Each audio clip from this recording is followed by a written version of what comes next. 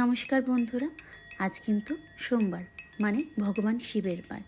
এই দিনটিতে আমরা সাধারণত শিব ঠাকুরকে স্নান করানোর জন্য দুধ, ডাবের জল, ঘি, মধু, অক্ষত আতপ চাল, তিল এগুলো দিয়ে শিব স্নান করিয়ে থাকি। এবং শিব স্নান করানোর পর আমরা শিব ঠাকুরকে বেলপাতা, নীলকণ্ঠ ফুল, আকণ্ঠ ফুল, ধুতরা ফুল, যে ফুলগুলো পাওয়া যায় আর কি, যেগুলো কিনা ভগবান শিবকে দেওয়া যাবে সেই ফুলগুলো আমরা দিয়ে পূজা করে থাকি।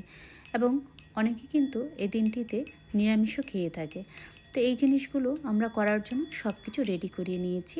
এখন কথা হচ্ছে, কেন আমরা সোমবারই এই শিব স্নান করে থাকি, শিব পূজা করে থাকি, এবং সোমবারেই কেন আমরা শিবের উপবাস করে থাকি, বাকি 6 দিন কেন আমরা করি না?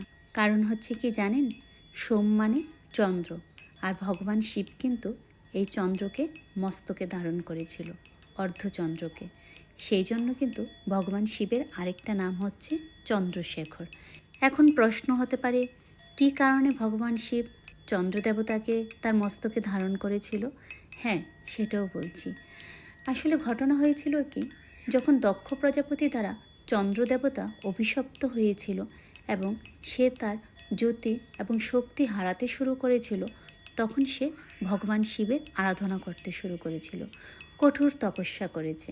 তখন শিব ঠাকুর তুষ্ট হয়ে চন্দ্রদেবতাকে সম্পূর্ণ অভিশাপ থেকে মুক্ত না করলেও তাকে কিন্তু তা থেকে লঘু করে দিয়েছিল, যার কারণে চন্দ্রদেবতা কিন্তু মাসের 15 দিন পূর্ণ হতে থাকে আর 15 দিন কিন্তু ক্ষয় হতে থাকে। এই কারণেই কিন্তু 15 দিন হয় শুক্লপক্ষ আর 15 দিন কিন্তু হয়ে থাকে কৃষ্ণপক্ষ।